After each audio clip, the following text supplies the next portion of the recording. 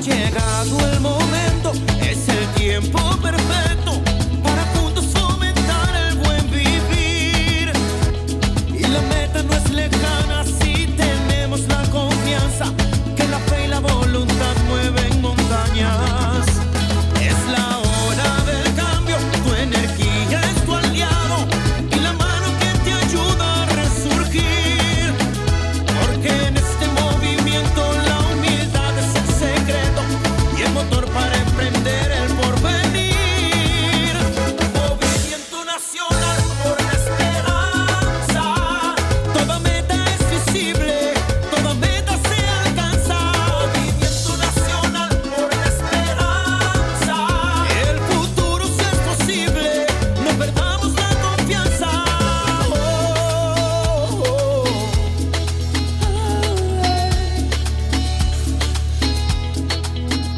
Porque en este movimiento la humildad es el secreto y el motor para emprender el porvenir.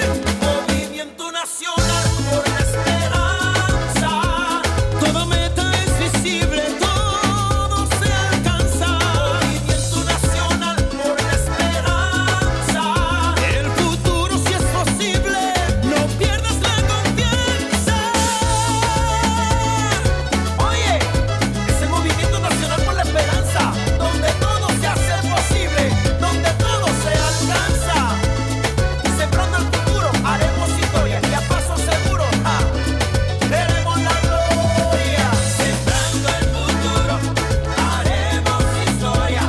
Llegó ese momento, llegó la hora, poquito a poquito todo mejora. Sembrando el futuro, haremos historia. Que la confianza de saber que con fe y esperanza va a suceder. Sembrando el futuro.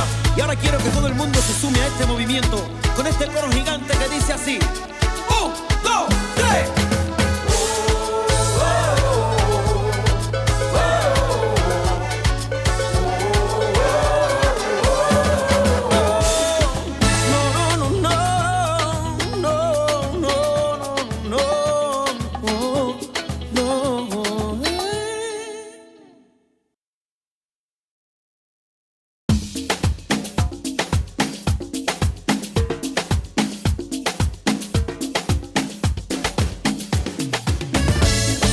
Es un movimiento, una fuente de esperanza. Nunca dejes de creer. El que persevera alcanza.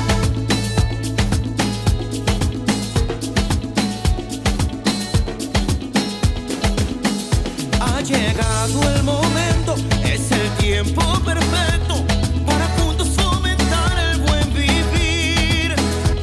Y la meta no es lejana si tenemos la confianza que la fe y la voluntad mueven montañas. Es la hora del cambio, tu energía es tu aliado y la mano que te ayuda a resurgir. Porque en este movimiento la humildad es el secreto y el motor para emprender el porvenir. Movimiento nacional por la esperanza. Toda meta es visible, toda meta se alcanza. Movimiento nacional por la esperanza. El futuro si es posible, no perdamos la confianza.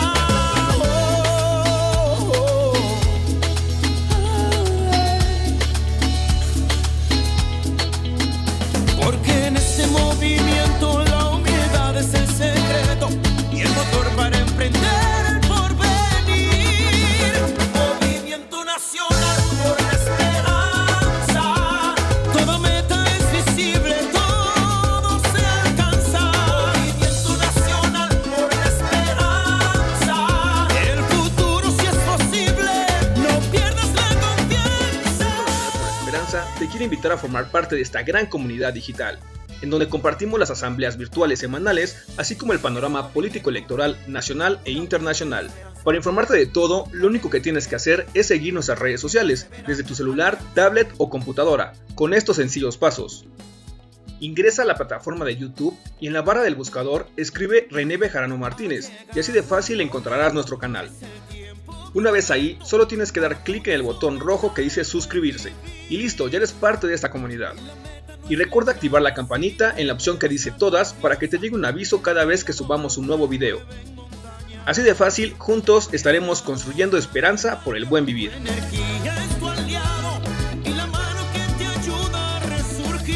Movimiento Nacional por la Esperanza.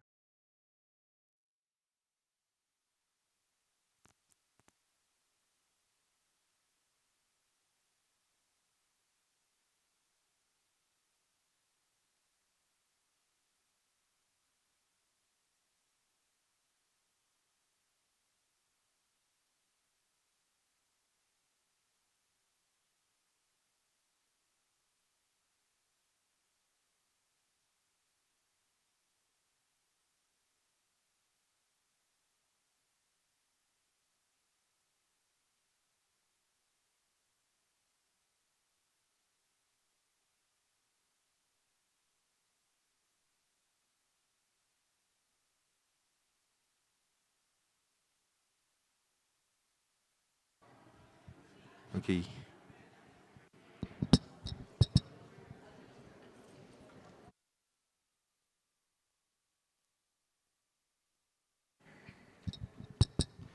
Compañeras y compañeros, buenas noches. Vamos a dar inicio a nuestra asamblea semanal del Movimiento Nacional por la Esperanza. Se encuentran con nosotros aquí en el Presidium el compañero dirigente en el municipio de Nezahualcóyotl, el compañero Vidal Villaseñor. La compañera dirigente juvenil del MNE, Maite Camacho.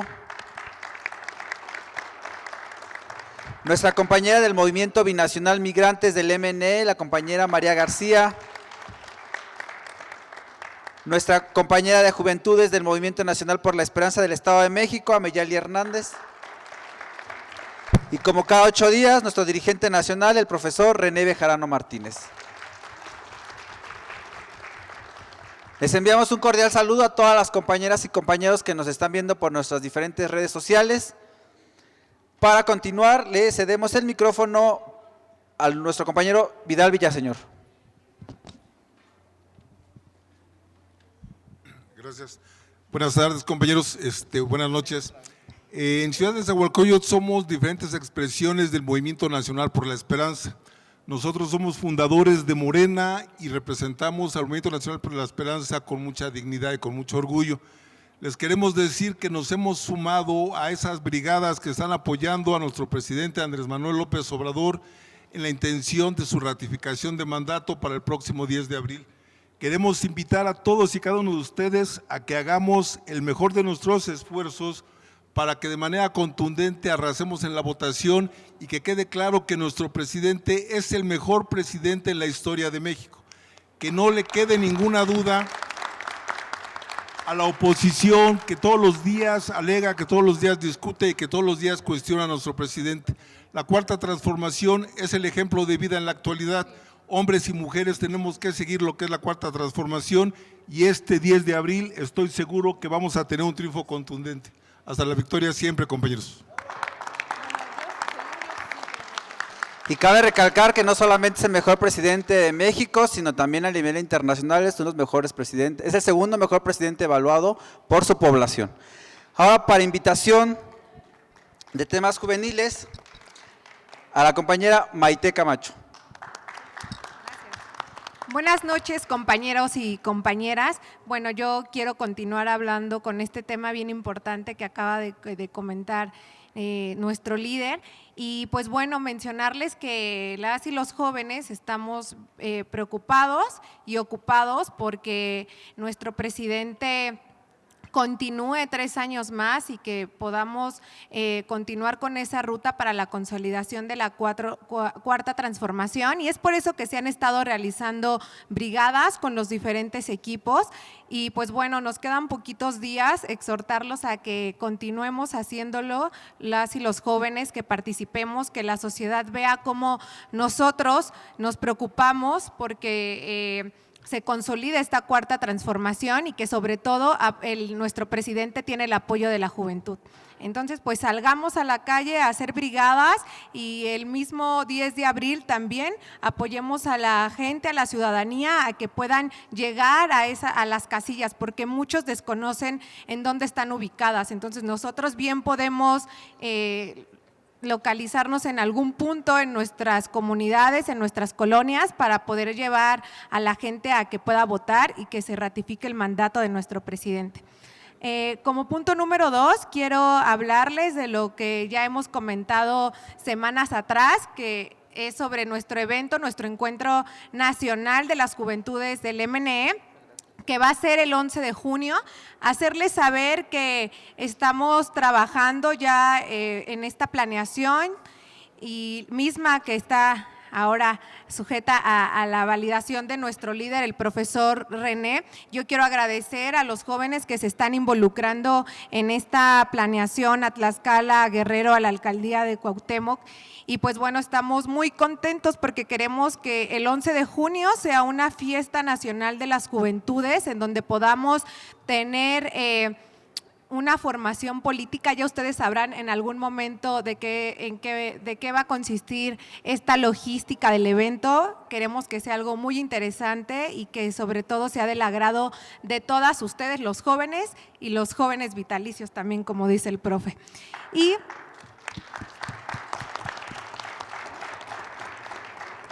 Y en esta ruta de trabajo, de sumar esfuerzos, de crear alianzas, pues quiero comentarles que hemos entablado conversación con liderazgos en Sonora, en Tlaxcala, en Michoacán, en Guerrero, en las alcaldías de la Ciudad de México. Se han tenido reuniones para conocer nuestros proyectos, para poderlos encaminar a esa ruta de trabajo que van a tener las juventudes del MNE. En alcaldías como Coyoacán, aquí está la maestra Leti Díaz, con quien ya tuvimos el gusto de poder conversar y que también se suma a este proyecto, así como la alcaldía Cuauhtémoc, propiamente con la alcaldía Iztapalapa, donde se están sumando muchos esfuerzos. Y pues bueno, invitarles a todos y a todas los que nos están escuchando en este momento en la transmisión, de que se sigan sumando. Ya nos han estado escribiendo a través de redes sociales y a través de nuestro líder, el profe René, para poderse sumar a este gran evento. Y pues bueno, sean bienvenidos todas y todos. Y quiero cerrar mencionando dos cosas. Nuevamente, como cada semana, citando el agradecimiento que tenemos todas y todos los jóvenes con el profe René por permitirnos tener este tipo de espacios en donde nosotros los jóvenes podamos tener voz y voto, pero además donde podamos desarrollarnos como se va a llevar a cabo este 11 de junio. Y dos, una frase que me gusta mucho: ser joven y no ser revolucionario sería una contradicción hasta biológica. Entonces, jóvenes, adelante, los invitamos este 11 de junio. Gracias. Muy bien, Maite. Muchas gracias, Maite, por esta información. Y para hacer servicio a la comunidad, la semana pasada se olvidaron unos documentos de la organización civil que se llama Estructura Ciudadana para el Trabajo, la Educación y la Salud en México. Por si los andan buscando, aquí están sus documentos. Ahora, para temas relacionados a migrantes, la compañera María García. Compañeros, buenas tardes, buenas noches. En este espacio lo vamos a ocupar para convocar a los mexicanos en el exterior que tienen la facilidad de ya emitir su voto sobre la revocación de mandato, que lo hagan. No se esperen hasta el domingo, ya lo pueden hacer. Acuérdense que nosotros tenemos que estar presentes y lo podemos hacer, hagámoslo, salgamos o no salgamos, pero tenemos que emitir los votos que nosotros tenemos derecho a hacerlo. Esto es un hecho histórico para los mexicanos en el exterior. Por primera vez se va a hacer esta votación para la revocación del mandato, para que nuestro presidente siga, pero eso no es lo importante. Sabemos que sigue, no hay necesidad de todo esto. Lo importante aquí es que se siente el precedente, que para las próximas elecciones tengamos ese recurso si un presidente no gobierna el país de buena forma. No tenemos que aguantar los 6 años, solamente 3 años. Esa es la importancia de esta revocación. Entonces, insisto a todos los mexicanos en el exterior que se registraron y que tienen la facilidad de votar, háganlo, no se esperen hasta el domingo. En otro orden, les informo, ya en septiembre ya tenemos la fecha con la Sedena para presentar propuestas para nuestro carro emblemático en el desfile del 20 de noviembre, donde también por primera vez vamos a estar presentes los mexicanos en el exterior. Muchas gracias, compañeros. Muchas gracias, compañera María. Y ahora con temas juveniles, le cedemos el micrófono a la compañera Ameyali Hernández. Muchas gracias, Miguel. Nuevamente agradezco a todos el día de hoy, quienes están viendo la transmisión en vivo y quienes están aquí de manera presencial, y extiendo ese gran agradecimiento al profesor René Bejarano, pues por brindarnos el espacio a las y los jóvenes en esta Asamblea Nacional. Pues yo vengo a darles varios temas, pero quiero ser bien concreta. Empezando por informarles que en la semana pasada estuvimos visitando una CECITEM en el municipio de Ixtapaluca, fue el 1 de abril, pues para dar una plática hacia jóvenes de preparatoria de entre 15 y 18 años sobre la importancia de tener buena salud mental, sobre la importancia de no permitir violencia, tanto física como ciberviolencia, y que todo esto es un conjunto de cosas que nos lleva a tener un buen liderazgo juvenil. Entonces, bueno, fueron una serie de conferencias a lo largo del día que la verdad resultaron exitosas, tal es así que hubo varios compañeros que se sintieron identificados pues con el testimonio que una servidora les pudo brindar, y aquí lo importante es eso. Yo creo que lo importante es llevar un mensaje de que sí se pueden superar las cosas, un mensaje de lo importante que es en principio reconocer cuando nuestra salud mental no es óptima, y porque como lo decía el profesor René Bejarano en la pasada Asamblea de Líderes de la Ciudad de México junto con la asociación Que Siga la Democracia, ¿no? Lo decía él y lo decía la compañera Diana Celeste. Es bien importante tener salud mental para poder desempeñar un buen cargo público, sobre todo aquí quienes estamos pues inmiscuidos en la política o en los liderazgos activistas. Si no está bien nuestra mente, no está bien nuestro corazón, ni tampoco vamos a ser libres. Entonces, debido a esta cuestión, pues yo quise extenderles un testimonio a los compañeros del CECITEM para que se den cuenta de que la salud mental se puede ver deteriorada en todos los ámbitos, en cualquier edad, y que a pesar de que hay padres que no toman en serio pues estas cuestiones, es importante acercarnos a alguien de confianza que nos pueda brindar ayuda. Yo creo que hemos avanzado un poco en este tema, pese a que nos falta mucho como sociedad tomar en serio pues los problemas de salud mental. Creo que hay más herramientas para poder erradicar algún trastorno mental. Y bueno, si un joven no está bien mentalmente, no va a poder luchar. Si un joven no cuida su integridad física, moral y espiritual, no va a poder tener fuerzas para salir a exigir justicia, para salir a manifestarse. Y todo esto pues también retomando lo que decía nuestra compañera Maite sobre el encuentro juvenil nacional que va a haber el 11 de junio, pues es muy importante que asistamos los jóvenes y que también asistamos pues digamos que cobijados un poco por la experiencia de los jóvenes vitalicios. No podemos decir que los jóvenes merecemos todo por el simple hecho de ser juventudes, porque también necesitamos de su experiencia, necesitamos de su equilibrio y necesitamos que más allá que nos brinden espacios porque somos jóvenes, no, que nos guíen hacia unas decisiones correctas, porque si estuviéramos sin guía, pues probablemente seríamos fácilmente pues digamos que agarrados por la derecha, que tiene muchas herramientas para poder llamar nuestra atención.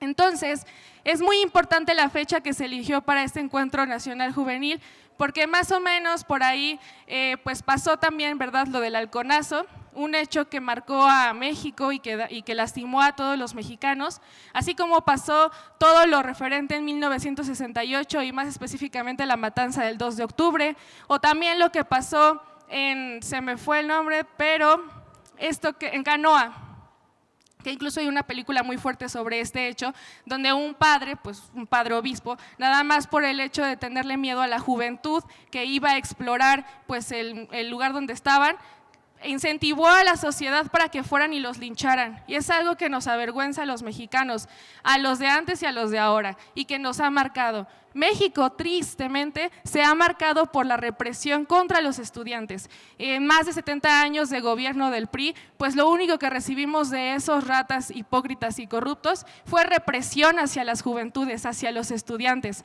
Fue represión hacia la libre manifestación pacífica que tenían nuestros abuelos, nuestros padres y nosotros o nuestros hermanos. También se vivió en la huelga del 99 en la UNAM. Entraban con represión y por eso un lema muy importante del 68 era: no entendemos ese diálogo, porque los jóvenes, el único arma que teníamos entonces y ahora, pues era nuestra voz y un lápiz. Entonces es muy importante que todos formemos parte de una gran información para que las juventudes ya no sean más aplastadas, pero que sean guiadas por un buen camino para poder hacer lo correcto. Yo sí creo que las juventudes estamos con un ímpetu de mejorar pues todo nuestro entorno social. Y a eso va el segundo tema y último, sobre la revocación de mandato, la consulta que va a ser el próximo 10 de abril. Pues ya todos los compañeros de esta mesa lo hablaron, porque ya es cercanísima la fecha, ya faltan poquísimos días. Y bueno, pues durante este tiempo de promoción de la democracia en el Estado de México y también en las redes sociales a nivel nacional, pues yo me he topado con varias opiniones encontradas con juventudes, con jóvenes, ¿no? Tanto mujeres como hombres, que me dicen que no tiene caso que se lleve a cabo, que para qué, que pues mejor me di un riego porque no me baño seguramente porque soy AMLover, que ser chairo y ser AMLover no es lo mismo porque AMLO reprime y demás cosas bárbaras. Que yo, lejos de enojarme, creo que ese tipo de pensamiento se debe a lo que escuchan en casa, se debe a lo que la mamá o el papá, frustrado y frustrada porque perdieron sus privilegios o no los van a alcanzar nunca, pues le están dice y dice y dice pues al hijo, ¿no? Al adolescente, al joven.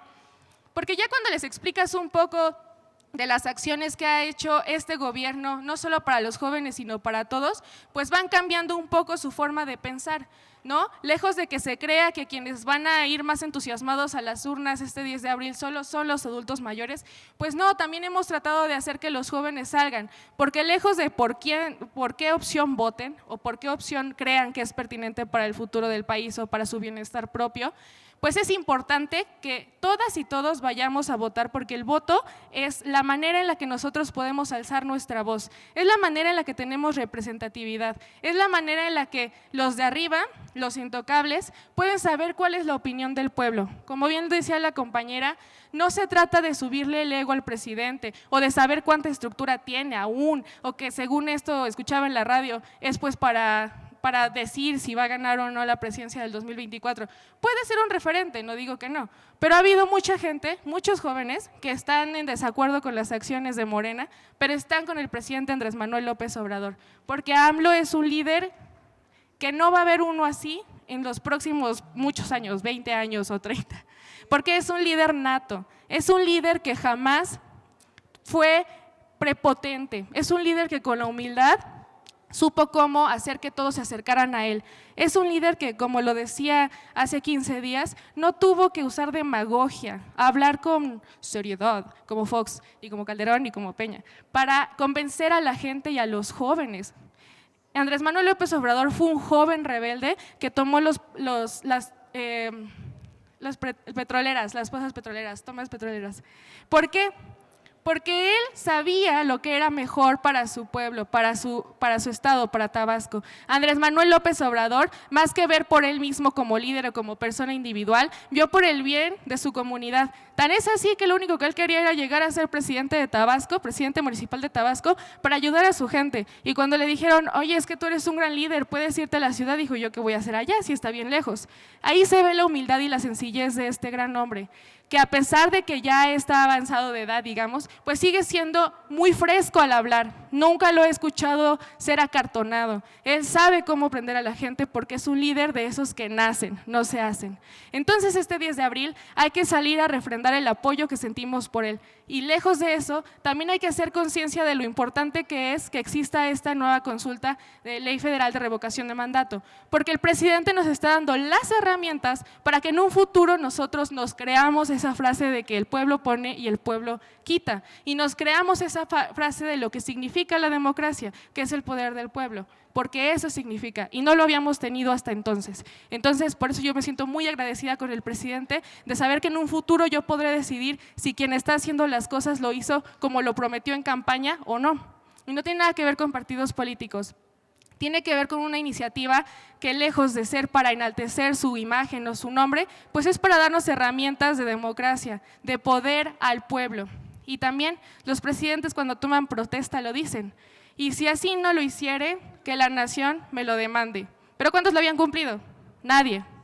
Si esto hubiera existido hace tiempo, Gustavo Díaz Ordaz se hubiera ido muy lejos por las atrocidades que hizo. Enrique Peña Nieto también lo hubiese hecho y también Calderón. No nos desanimemos por lo que estamos escuchando en los medios de comunicación sesgados. No nos desanimemos por aquellos que dicen, no van a llegar ni a 7 millones de votos. No importa, y si así fuera, todas y todos sabemos que el apoyo que tenemos hacia el presidente es tan grande que ni las distancias de las casillas, ni los boicots, ni nada de lo que haga el INE o Lorenzo Córdoba y esos privilegiados blancos racistas, clasistas, hipócritas, nos va a detener. Porque el amor que sentimos por nuestra patria y por un líder tan bueno no se va a acabar nunca. Muchísimas gracias de verdad por escucharme y todos vamos con mucha energía este 10 de abril a decir que sí, que sí, que siga Andrés Manuel. Muchas gracias.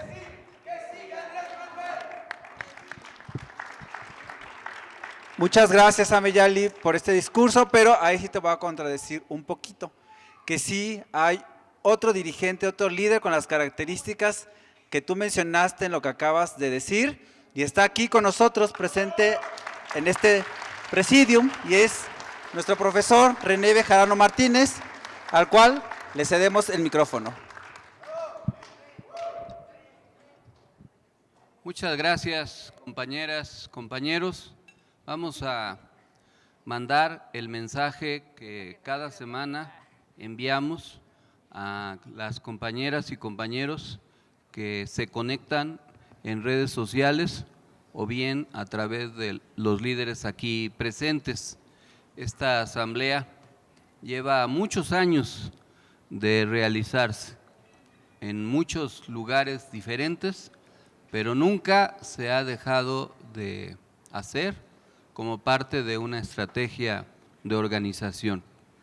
Ni siquiera la pandemia impidió que continuáramos. Se tuvo que hacer vía Zoom en los días más difíciles.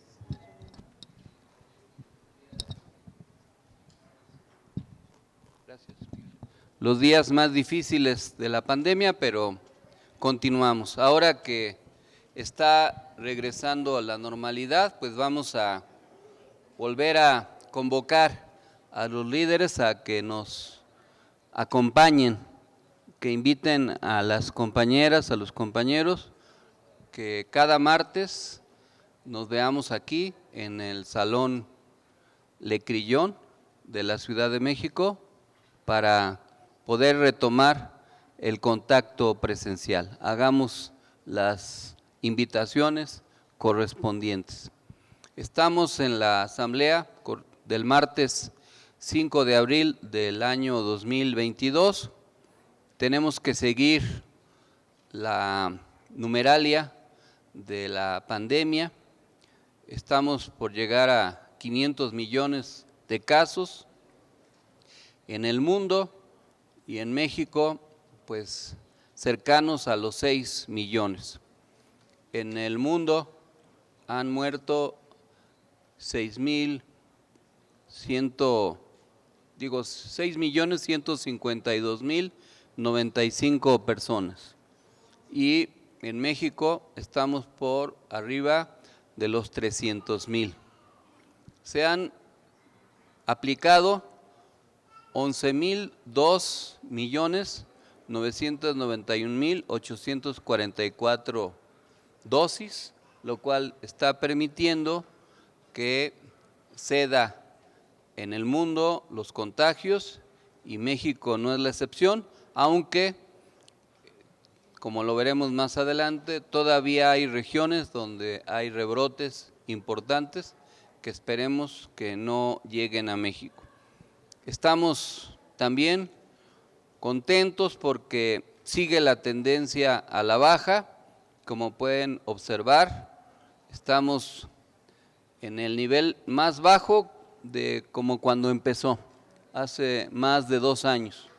Recuerdo que se determinó adelantar las vacaciones de Semana Santa para evitar los contagios y pasaron más de 2 años desde entonces, con las 4 oleadas. Ahora estamos en una etapa de disminución de casos activos, de personas que requieren hospitalización y también en el número de fallecimientos de cada semana, como se observa en estas gráficas, que nos da gusto que estén ya en un nivel cercano a una estadística muy baja. En el escenario de mortalidad por semana epidemiológica también se observa una caída muy importante. Cada semana mueren menos personas por el COVID y eso también es buena noticia. Por eso hay que resaltar que mucho de ello tiene que ver con la Estrategia Nacional de Vacunación que se aplicó en México. Se han vacunado, según los reportes de la Secretaría de Salud, más de 85 millones de personas, casi 80 de esas 85 lo han hecho ya con el esquema completo y alrededor de 5 millones están con esquema parcial, pero en nuestro país eso tiene que ver con que más allá de la competencia económica y de las dificultades para conseguir las vacunas, en México se ha tenido acceso pues prácticamente a la mayor parte de ellas, a Pfizer, AstraZeneca, Sinovac, Sputnik, CanSino, Janssen y Moderna principalmente.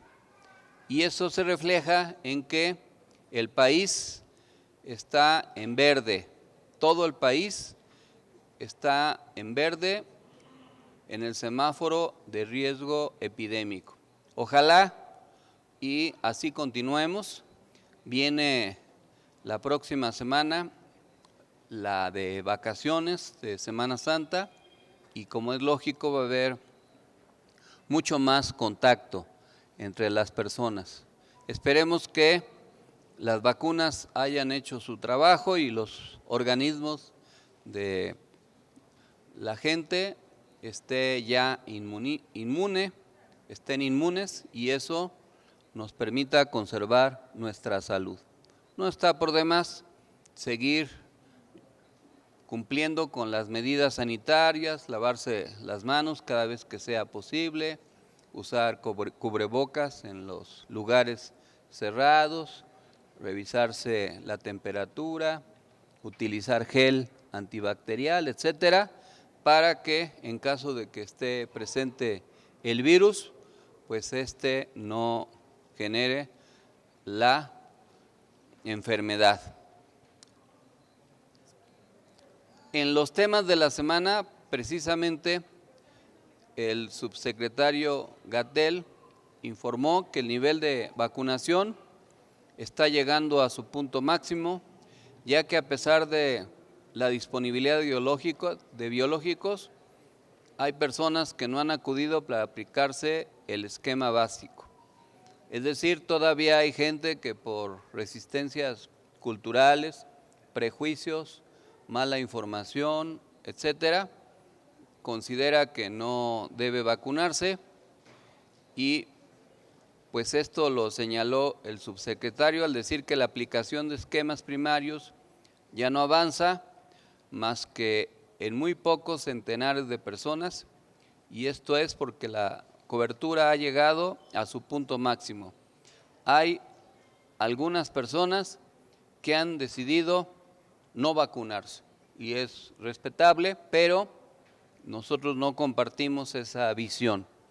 Creo que está comprobado por la ciencia que la vacunación es un sistema de salud eficiente que nos ha ayudado muchísimo. Y ojalá se entienda que las personas que no se vacunan son más vulnerables. No es bueno recordar nombres, pero varias de las personas que en algún tiempo fueron líderes de los movimientos antivacunas se enfermaron y varios de ellos no sobrevivieron. Así es que no es conveniente difundir esa posición.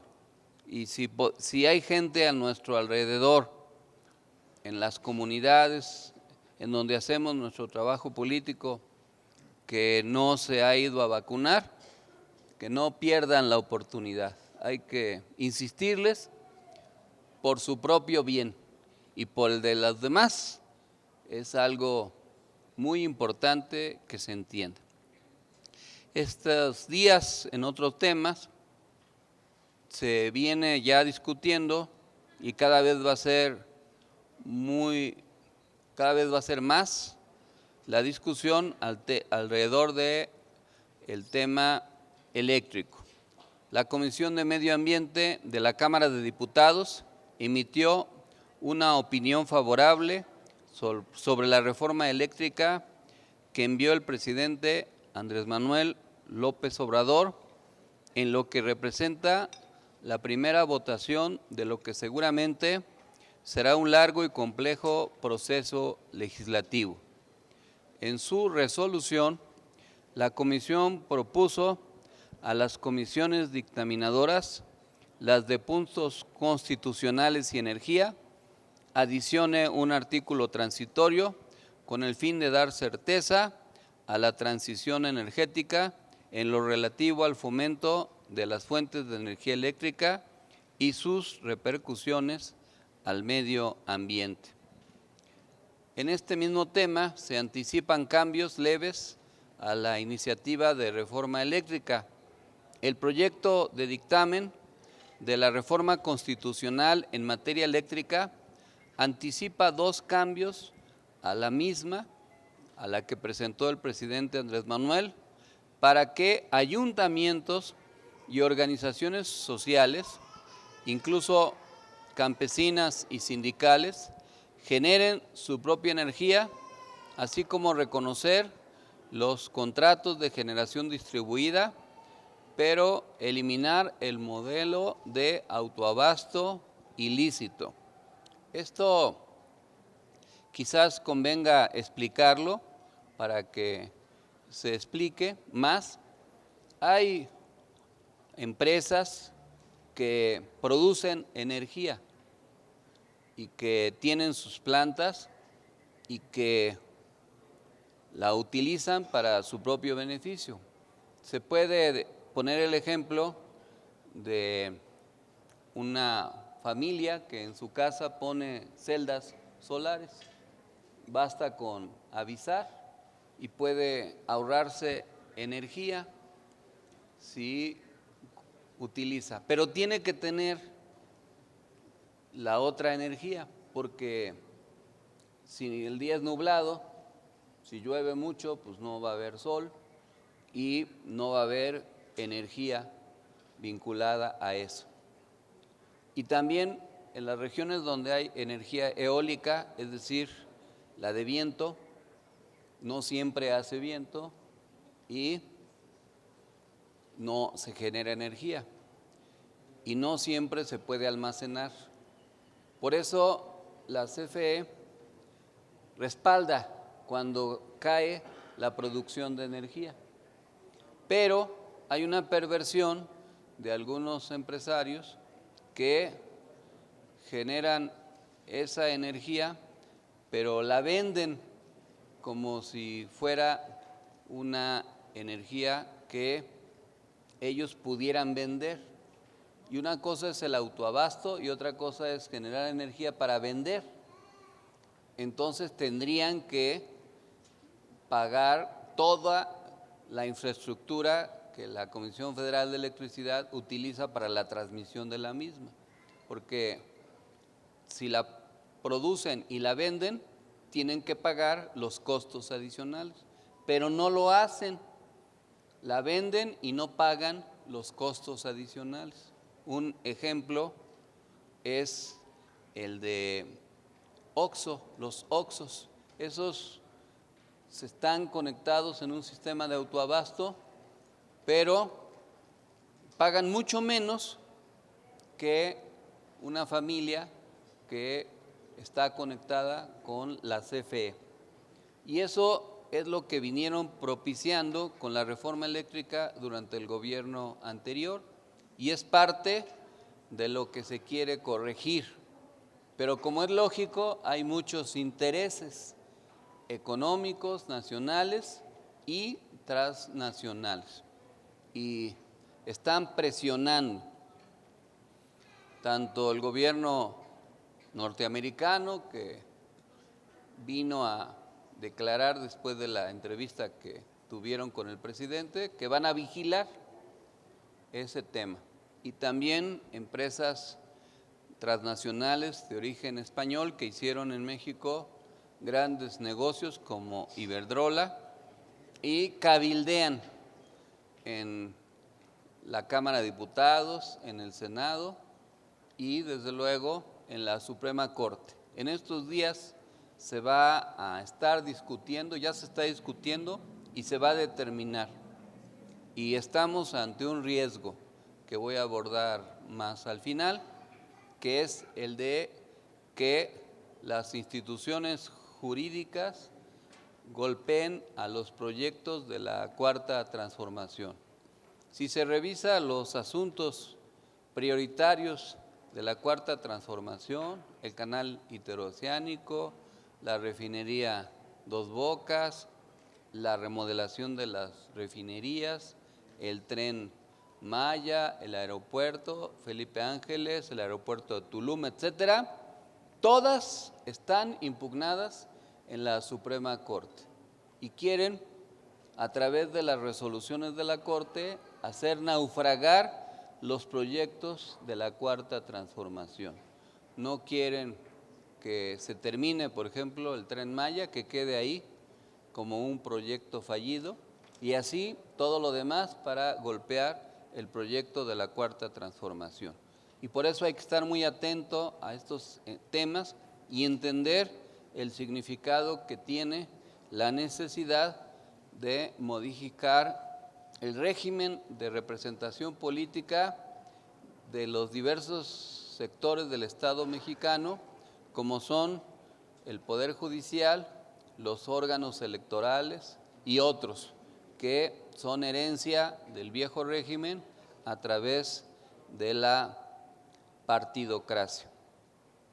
En ese sentido, diputados del PAN anunciaron que presentarán un paquete de iniciativas de reformas, según ellos, para fortalecer leyes e instituciones electorales. Esto como respuesta a la propuesta del presidente Andrés Manuel de una iniciativa de reforma en materia electoral para que el pueblo escoja directamente a magistrados y consejeros, que además contempla la reducción del número de diputados y senadores plurinominales, así como la facultad del Poder Ejecutivo de proponer 20 candidatos al Consejo General del INE, junto con otros 20 del Poder Legislativo y 20 del Poder Judicial. Esto es importante reflexionarlo porque en México nuestro sistema político ha sobrevivido a través de lo que se haya dado en llamar la partidocracia. Durante muchos años México fue gobernado a través de un sistema de partido de Estado. Desde que se formó el Partido Nacional Revolucionario allá en 1929 a iniciativa de Plutarco Elías Calles. Ese partido, que fue el abuelo del PRI, pues fue el que fue institucionalizando la revolución. Fue el partido de la revolución institucionalizada. Luego se llamó Partido de la Revolución Mexicana y con el tiempo adquirió el de Partido Revolucionario Institucional. Y fue ese sistema de partido de Estado el que prevaleció durante muchos sexenios. Se instauró con Cárdenas también, del 34 al 40, con Ávila Camacho, del 40 al 46, con Miguel Alemán, del 46 al 52, con Ruiz Cortines, del 52 al 58, López Mateos, del 58 al 64, Díaz Ordaz, del 64 al 70, Echeverría del 70 al 76, López Portillo del 76 al 82 y Miguel de la Madrid del 82 al 88. En el 88, ese sistema de partido de Estado entró en crisis con la ruptura derivada del surgimiento de la corriente democrática del PRI, que a la postre daría curso a la candidatura del ingeniero Cárdenas y que haría que la candidatura de Carlos Salinas perdiera las elecciones el 6 de julio de 1988. Todos conocemos la historia del fraude electoral de aquellos años, pero el sistema de partido de Estado quedó resentido y tuvo que rehacerse, reformularse. Y por eso se empezaron a hacer un conjunto de reformas político-electorales que fueron implementándose paulatinamente. Primero, la reforma a la Ley de Organizaciones Políticas y Procesos Electorales 10 años antes, en 1978, durante el gobierno de López Portillo, la famosa LOPE, así se le decía, antes de que existiera el Código Federal de Instituciones y Procedimientos Electorales. Después del 88 se fueron reformando diversos ordenamientos, artículos de la Constitución, se cambiaron muchas cosas. Por ejemplo, antes se calificaban las elecciones a través de un colegio electoral.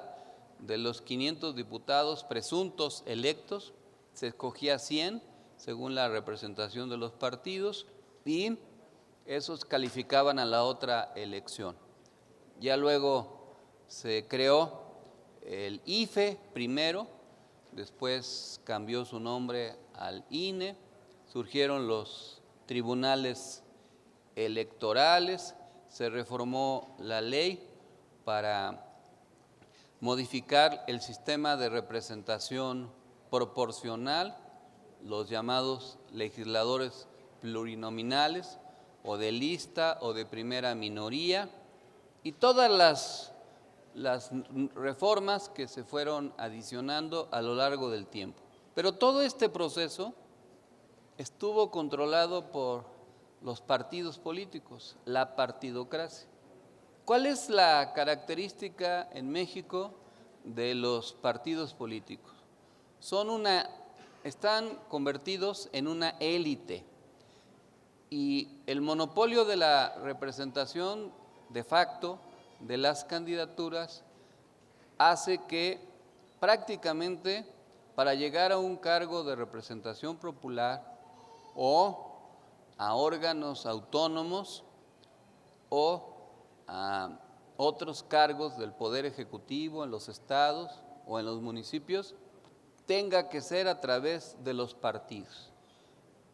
Las candidaturas independientes han tenido éxitos parciales, regionales, relativos, como la de El Bronco, que ganó a través de esa vía en Nuevo León, en la gobernatura, o Kunamoto, que fue también un candidato que ganó un espacio de representación por la vía independiente, y han ganado en algunos municipios. Nosotros hemos conocido a muchos legisladores o diputados locales o presidentes municipales que ganaron por la vía independiente, pero son muy pocos y muy poco representativos. ¿Cuántos diputados federales de los 300 distritos ganaron por la vía independiente en el 2021? Ni uno. Todos fueron a través del sistema de partidos. ¿Cuál es el problema del sistema de partidos? Que los partidos, y hay que decirlo autocríticamente, no son estructuras democráticas. Esa es una deficiencia de la democracia en México. Los partidos están controlados por élites, muchas de ellas burocratizadas, que se reproducen permanentemente, pero que conservan intacto su poder. Y ese poder lo reflejan en las leyes que aprueban, en los nombramientos, en las postulaciones que generan. Y ese sistema de representación partidaria, en el modelo, en el sistema neoliberal, pues hizo que muchos órganos estuvieran controlados precisamente por personas afines al modelo neoliberal. Esta característica hace pensar que se necesita un cambio también de los propios partidos políticos, del sistema de partidos, porque los partidos también son estructuras muy onerosas. La representación política de los partidos, gracias al sistema de financiamiento público, hace que sean muy costosos para el país. Y ya no se diga los órganos electorales. Y si ustedes revisan cómo funcionan los organismos electorales en otros países, se sorprenderán de muchas cosas. Por ejemplo, en Estados Unidos no hay un órgano electoral nacional, no hay. No hay un INE, ni un tribunal.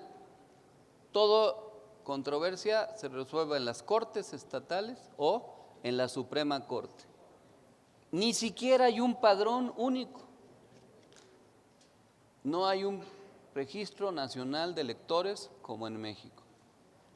En otros países, y les va a parecer el demonio a los de la derecha, pero podemos decir Venezuela, la votación es electrónica, como cuando uno va a un cajero a retirar dinero o a hacer un pago. Pues así funciona la credencial. Y los resultados están a horas de que se cierre la votación. Y la gente puede comprobar, porque le dan un ticket de cómo votó, si su voto fue bien contabilizado o no. Y se puede auditar el sistema electrónico.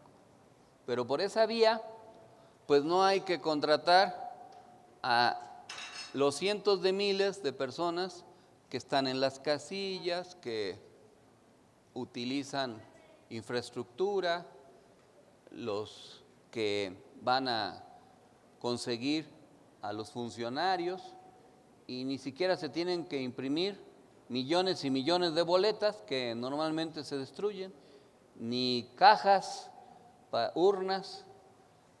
Es más barato, más seguro, no se puede manipular la elección y los resultados están en horas.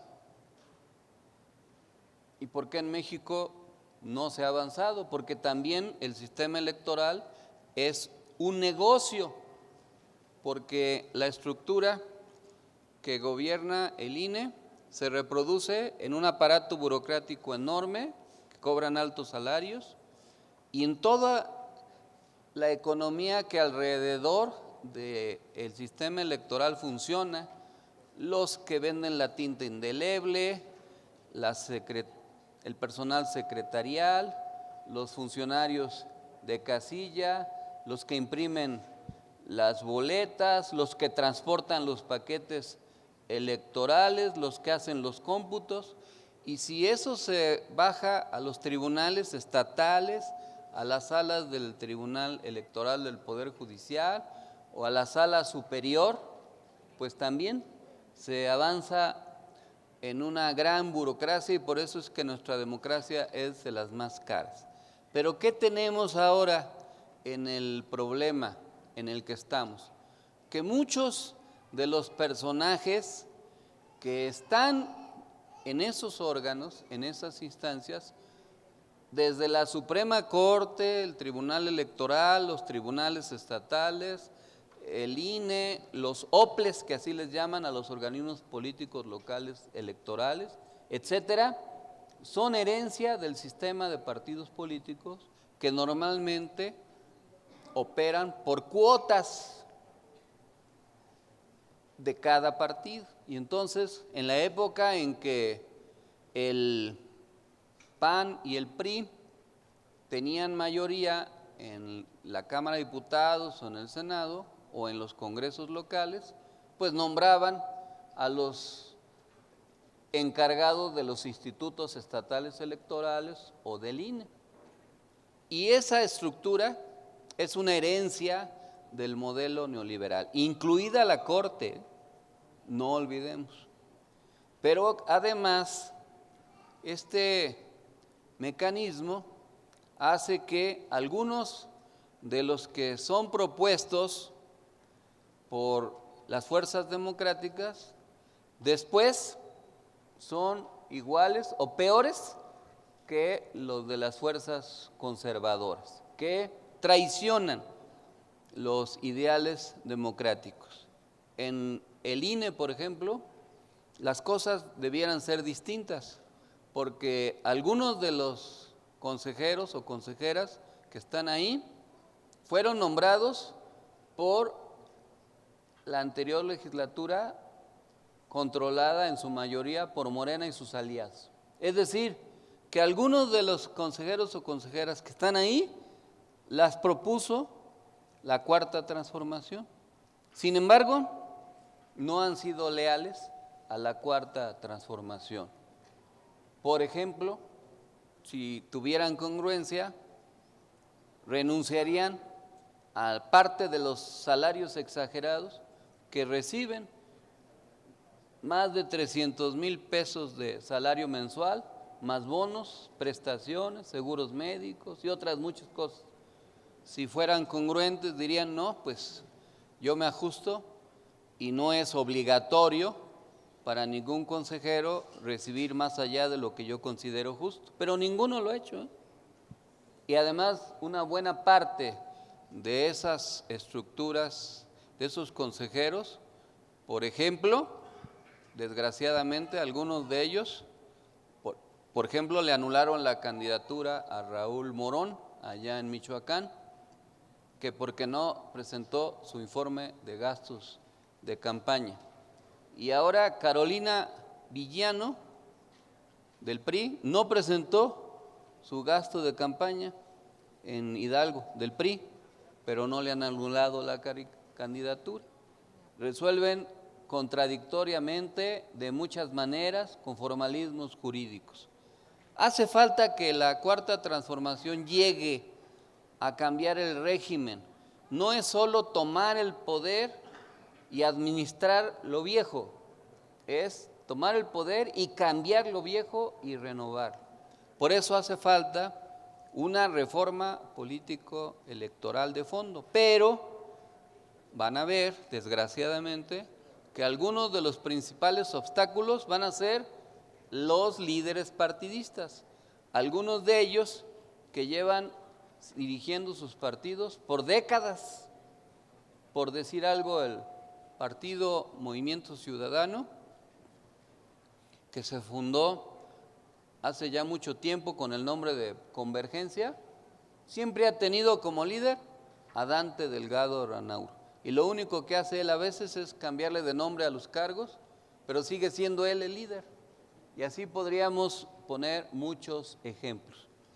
Cuando inició la Cuarta Transformación, No se escogió esa vía, pero tarde o temprano llegará la necesidad de promulgar una nueva constitución, en donde se idee un nuevo mecanismo de representación política más legítimo, menos costoso y que permita mayor democracia.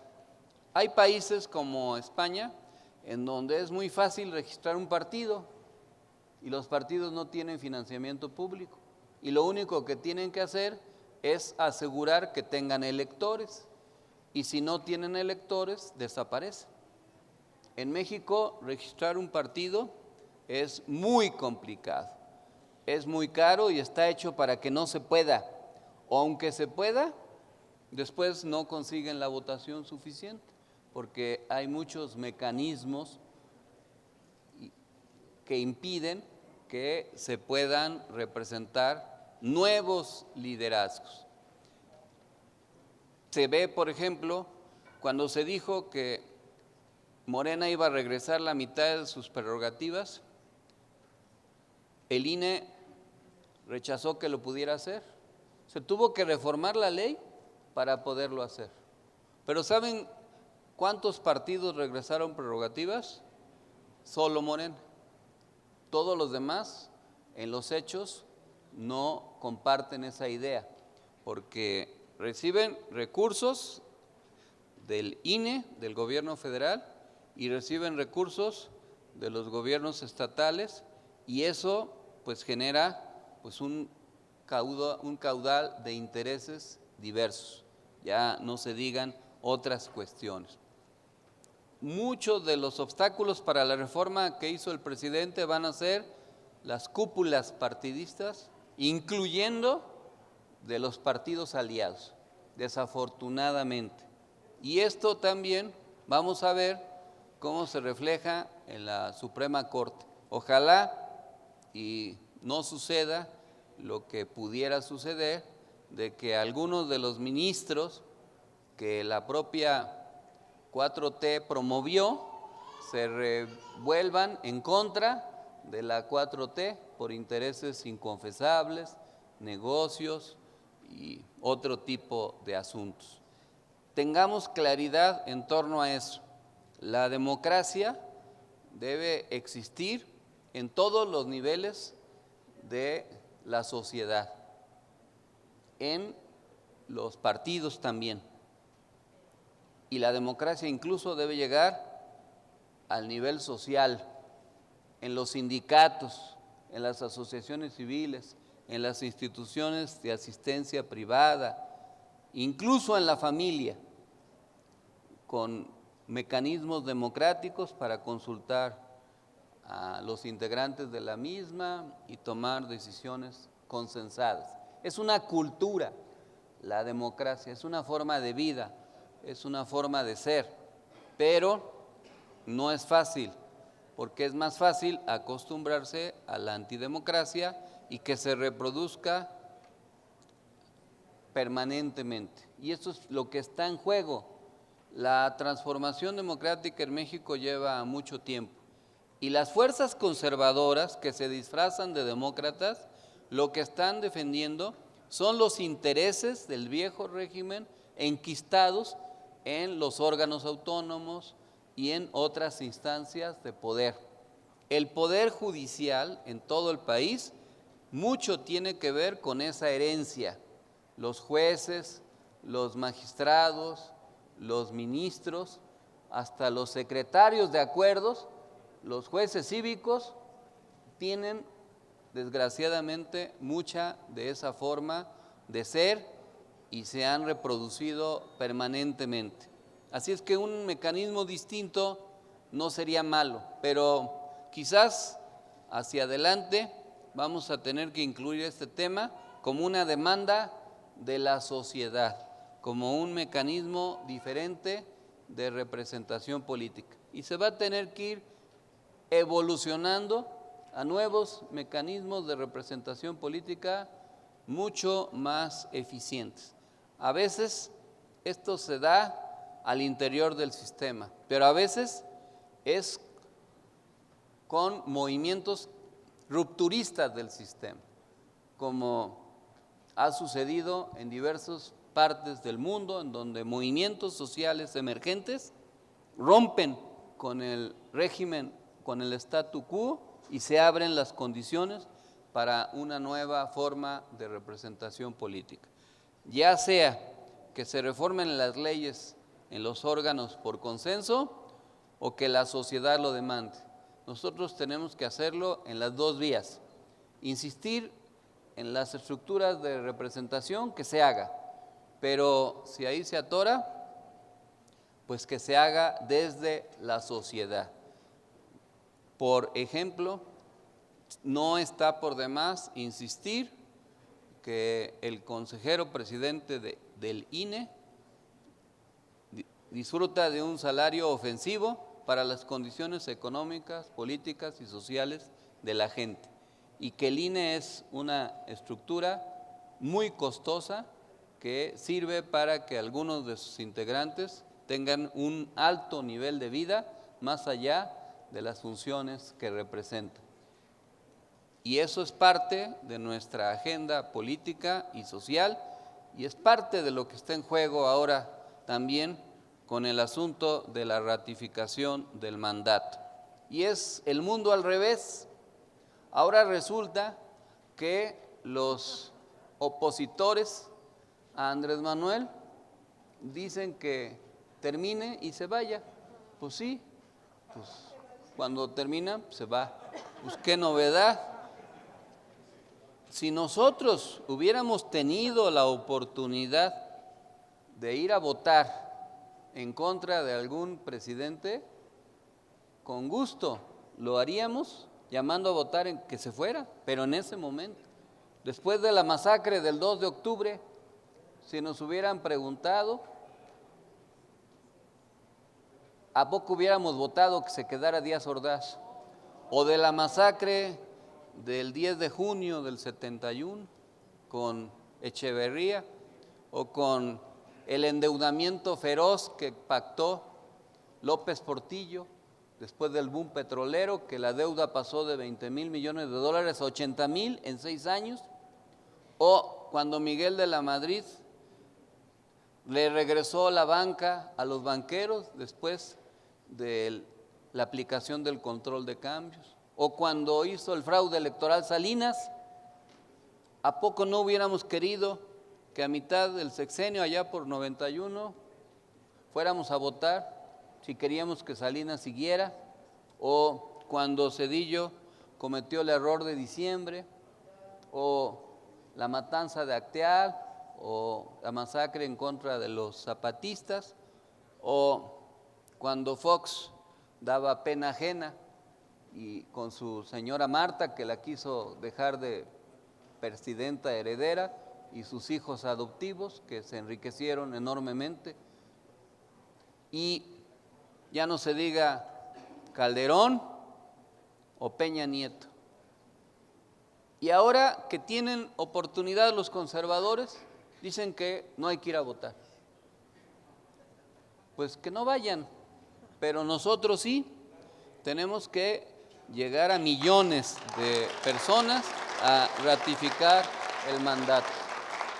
En la política, la mejor victoria, como en las guerras, es las que se ganan antes de que empiece el conflicto. Y esta votación ya la ganamos, pero tiene que ser contundente y tiene que ser muy masiva, a pesar de los obstáculos, para ratificar la legitimidad y de ahí seguirnos a ganar las 6 gubernaturas de este año, a ganar, aunque se vea difícil, Aguascalientes y Durango, a ganar Hidalgo, Oaxaca, Quintana Roo y Tamaulipas.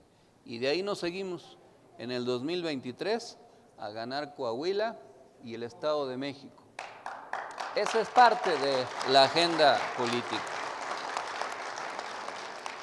Y en esa ruta tenemos que ir dando las batallas cotidianas, porque la Corte a veces Se parece a la Tremenda Corte, aquella del famoso cómico de origen cubano, conocido como Tres Patines, en donde muy temprano a las 5 de la mañana en el radio salía ese programa. Algunos de ustedes igual no saben ni de lo que les hablo, pero nosotros que conocimos a Chabelo cuando empezó a caminar, tenemos recuerdo de aquella historia.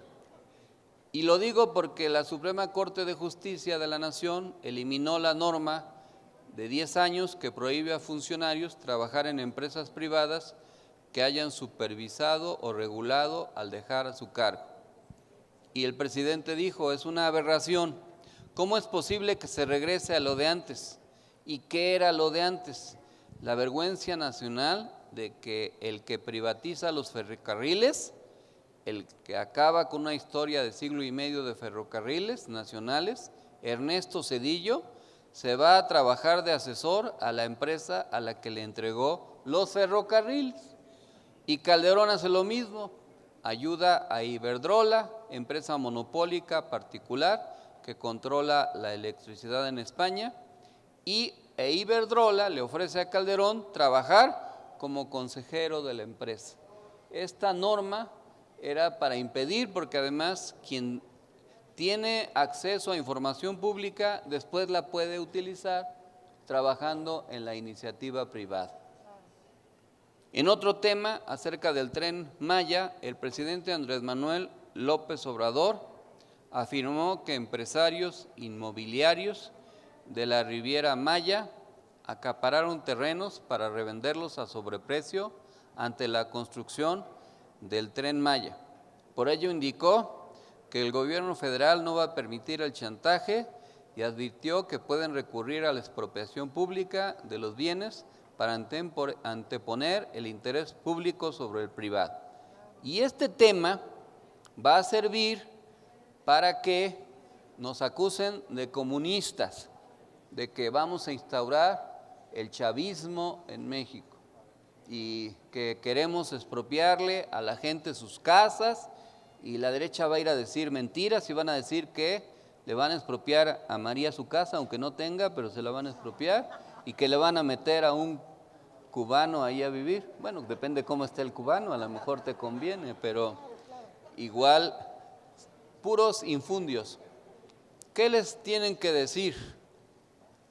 Que la expropiación por causa de interés público es algo que se hace en todo el mundo, y que vean el periódico de hoy que el gobierno alemán expropió temporalmente, pero lo hizo, la empresa de gas rusa. ¿Y a poco el gobierno alemán es comunista, chavista? Pues claro que no, pero está protegiendo a su población.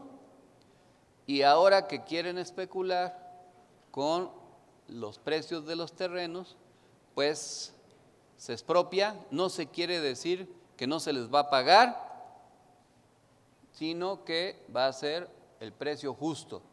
Pero aprovechando la coyuntura, pues quieren especular con todo eso. Eso era el parte del negocio del aeropuerto en Texcoco, que ya habían comprado una gran cantidad de terrenos alrededor, y cuando se les cayó el aeropuerto, pues ya no pudieron hacer sus negocios inmobiliarios. Ya estaban empezando a vender los terrenos del actual Aeropuerto Internacional de la Ciudad de México, porque querían hacer plazas comerciales, unidades habitacionales, centros de negocios y un proyecto para enriquecer a unos cuantos con recursos públicos. ¿Saben cuánto invirtió la iniciativa privada en el aeropuerto de Texcoco? Nada. Todo fueron inversiones públicas. Acaba de salir el libro de Jiménez Espriu, el antiguo secretario de Comunicaciones, y él hace el diagnóstico. Y los que se quejaron del gran despilfarro de recursos, que porque se canceló el proyecto, no invirtieron ni un peso.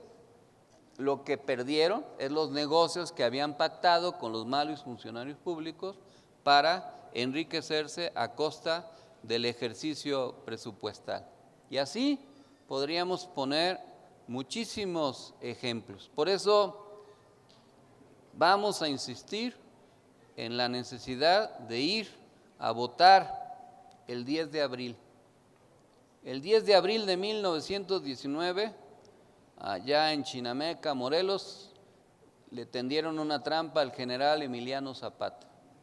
Pues recordemos a Zapata votando por Andrés Manuel, por Tierra y Libertad y por la Cuarta Transformación.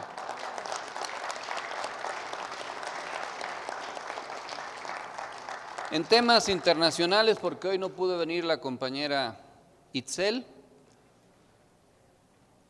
no está por demás resaltar el brote de COVID en Shanghái, la mayor metrópoli de China, que sigue a un alto nivel y mantiene en cuarentena a sus 26 millones de personas. El gobierno chino ha enviado más de 10,000 trabajadores de salud de todo el país para ayudar a la ciudad y hace pruebas masivas a los residentes, algunos de los cuales llevan semanas confinados. En otra parte, hubo una visita oficial del presidente de Chile al presidente de Argentina. El presidente argentino, Alberto Fernández, recibió ayer a su par de Chile, Gabriel Boric, quien realizó su primera visita oficial tras asumir el gobierno el 11 de marzo pasado. El encuentro se acompañó de la firma de convenios en temas como relaciones exteriores, comercio internacional y culto, al tiempo que definieron establecer acuerdos de cooperación en materia de derechos humanos y políticas de género. Una noticia no muy agradable fue que en Costa Rica, el domingo 3 de abril, se realizó la segunda vuelta de las presidenciales costarricenses. El vencedor fue el economista Rodrigo Chávez. Aquí hay un Rodrigo Chávez también, tenemos nuestro Rodrigo Chávez, que anda por ahí, un veracruzano muy leal a esta causa, que tiene 27 años de carrera, me refiero al que ganó en Costa Rica, en el Banco Mundial, del Partido Progreso Social Democrático. Se impuso ya con los datos del 95% de la votación escrutada, con un 53% de los votos, a José María Figueres Olsen, quien obtuvo 47.2% del tradicional Partido Liberación Nacional, presidente del país entre 94 y 98. Rodrigo Chávez se dio a conocer como ministro de Hacienda durante el gobierno del saliente Carlos Alvarado Quesada. Durante su corto mandato tuvo propuestas de corte ambivalente. Por un lado, propuso un impuesto a los más ricos para apoyar a los sectores que perdieron el empleo durante la pandemia y por otro lado, pretendió que los superávits públicos se destinaran al pago de la deuda. Ya veremos cómo evoluciona la lucha política en el continente. Estamos optimistas porque vemos que Gustavo Petro va adelante en las tendencias electorales en Colombia y que Luis Ignacio Lula da Silva va adelante en las tendencias electorales en Brasil, con lo cual si esto funciona en el continente, habría hacia fines de este año gobiernos progresistas, democráticos y de izquierda en Argentina, en Chile, en Perú, en Colombia, en Venezuela, en Brasil, en Honduras, en Nicaragua, en Cuba y en México. La inmensa mayoría de la población del continente estará gobernada por sectores democráticos y de izquierda. Por eso es tan importante la lucha acá en México y darle seguimiento a los diversos temas y actores que influyen de alguna u otra manera en la lucha política. Ahí les dejo el cuadro que cada semana hacemos para eso y también el reporte de la tendencia de la aprobación de nuestro presidente, que esta última semana tiene un porcentaje de aprobación de arriba del 60%, aunque otras encuestas como la del Financiero lo coloca en un 67%. Vamos a esperar que el domingo sea muy por encima de ese porcentaje y que podamos festejar. Aquí ya nos veremos para hacer un balance ya político, electoral, de cómo se presentó, pero ahora la tarea es ir a votar y no descuidar las tareas políticas. Por eso les queremos pedir que el día de mañana hagan un esfuerzo de convocar masivamente al Monumento a la Revolución, ahí en Plaza de la República, en la colonia tabacalera de la Ciudad de México, para apoyar a la reforma eléctrica, que se haga un acto muy grande. Va a ser a las 5 de la tarde en el Monumento a la Revolución. Les queremos pedir a todos los compañeros, pero sabemos que es entre semana y es difícil que vengan de muchos lados, quizás de Tlaxcala, de Puebla, de Morelos, incluso de Guerrero, de Querétaro, puedan venir. Pero debe ser principalmente de la Ciudad de México, del Álvaro Obregón, Azcapotzalco, Benito Juárez, Coyoacán, Cuauhtémoc, Coajimalpa, de la Gustavo Madero, de Iztacalco, de Iztapalapa, de la Magdalena Contreras, Miguel Hidalgo, Milpalta, Tláhuac, Tlalpan, Beca Carranza y Xochimilco. Y si por ahí se jalan contingentes del Estado de México, pues de una vez, porque también quedan relativamente cerca y eso puede hacer que sea un evento importante. Y este tema de la industria eléctrica no es un tema menor. No dejen de mencionarle a la gente lo que pasa en otros países. Infórmenles lo que pasa en España, porque muchas veces la derecha dice, no, nos van a llevar como a Venezuela. Si no hay reforma eléctrica nos puede pasar lo que en España, que la gente no le alcanza para pagar el recibo de la energía eléctrica. Y eso es parte de lo que tenemos que entender. Hemos seguido trabajando en todo el país. Este fin de semana fui a Michoacán, nos reunimos con algunos de los principales líderes del movimiento, nos reunimos en Morelia, fue una buena reunión y acordamos hacer un congreso el día 21 de mayo, allá en Morelia, con una gran participación. Les aprovecho para corregir algunas fechas que dimos mal hace una semana. Después de las vacaciones de Semana Santa, vamos a ir a Oaxaca el sábado 23. Había yo dicho sábado 22, pero ese no es. Y el domingo 24 nos toca estar en Puebla.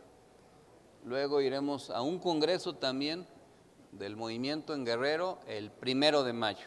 Y así vamos a seguir trabajando, como lo hicimos este pasado fin de semana, el domingo, en Iztapaluca. Yo le digo a Iztapaluca, Iztopeluca, porque no sé por qué les gusta poner topes cada 100 metros en ese municipio. Apenas vas encarrerándote y te llega un tope y luego otro tope. Quién sabe cuál es el motivo principal. Pero bueno, ahí estuvimos en el evento de Que Siga la Democracia, un evento muy importante de cierre de campaña, y así vamos a seguir estando. Les invito a reforzar la participación, organicen la movilización para el día 10. Hay que conseguir transporte prestado, particular, contratado, como se pueda. No importa que nos acusen de acarreo. Se justifica plenamente, porque hace rato que estaba con una compañera regidora de un municipio de Hidalgo, pues nos decía que las casillas están a 3, 5, 8, 10, 20 kilómetros de distancia de un lado a otro. Y eso pues no es fácil para mucha gente, pero si hay organización, incluso aquí en la Ciudad de México hay que organizarse, porque por cada 3 secciones solo va a haber una casilla. Entonces no van a estar tan cerca de algunos lugares y eso implica organizarse, que se hagan las listas, se queden de ver y si se tiene que contratar transporte o tenerlo, pues hay que estarlo haciendo para que se saturen las casillas y a golpe de votos le demos tunda a las fuerzas conservadoras, retrógradas, reaccionarias, enemigos del progreso de México. ¿Lo vamos a hacer? ¡Viva la Cuarta Transformación! ¡Viva Andrés Manuel López Obrador!